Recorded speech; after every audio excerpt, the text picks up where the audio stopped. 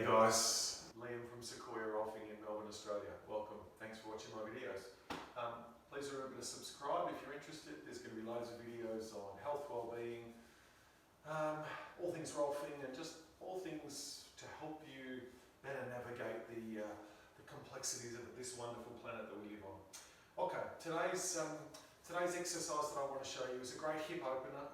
Adductors tend to get tight with people. We tend to do a lot of movements where we move forward, then we turn, and then we'll move forward.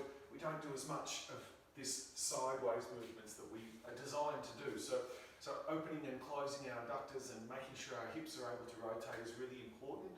And I think Shinbox switch is just a really classic example of a simple exercise that can be done by most people in varying degrees, and it's just wonderfully helpful. So get yourself down onto your mat. First and foremost, what we want to do is we want to get into the basic Shinbox position. So the basic Shinbox position is where we have our front leg folded. So I'm going to come. So if I come from, say, a cross leg, I'm going to come from a straight-legged position first. So what we want to do first is we want to rock over to one side. We're going to pull one leg behind us and then pull the other leg kind of towards us, in front of us. So we're in this basic Shinbox position, and you'll see I've got my hand on the ground, which is absolutely fine. Some of you will be able to sit up. I'm still opening up my hips from years of abuse. Let's not even go there. That's another story entirely. But so it's absolutely fine to be supported in that Shinbox position. So I'm just going to shift this around a little bit to this position here. So hand to support. Try and stay as tall as we can through our spine. So try not to lean too far forward, lean too far backwards. Just nice and relaxed if we can, so we're kind of nice and straight.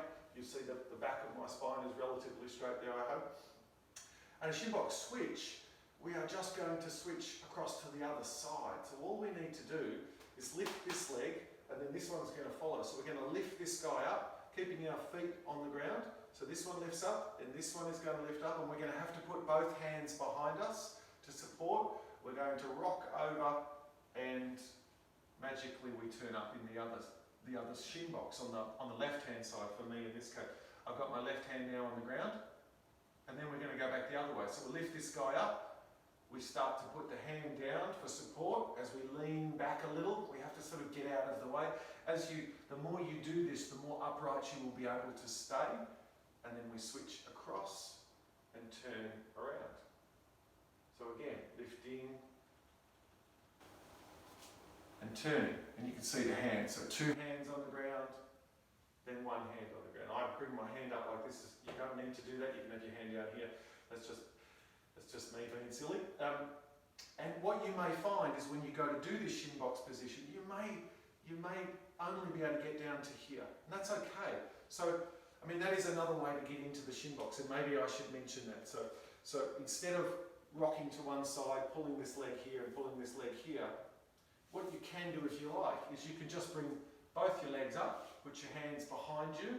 So you may find putting your hands behind you first, lifting your feet up to this position, and then just turning. And as you turn, you'll kind of just need to spread your feet out a little bit. But again, don't think of this as being a perfect science.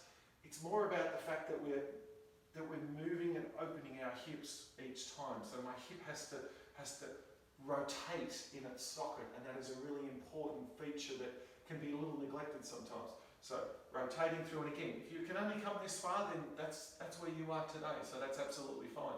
So you would be doing a Shinbox switch between these two places. If you find it hard to let that second hand go, that's fine as well. So you can just Shinbox switch like this. That's what we would call a regression, so a simpler version. So you're starting to get the mobility back into the hips.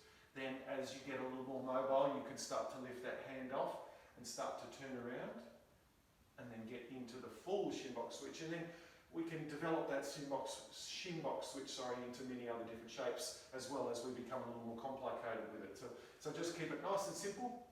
Enjoy. Lots and lots of times, pain, please avoid. If it gets painful, don't do it.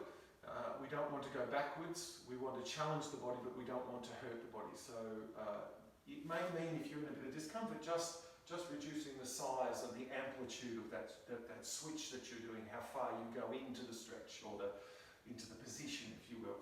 So keep that in mind, listen to your body, have fun with it and be gentle and kind. Okay, all the best, thank you again and see you soon. Remember to subscribe, Sequoia Rolfing. See you guys, bye.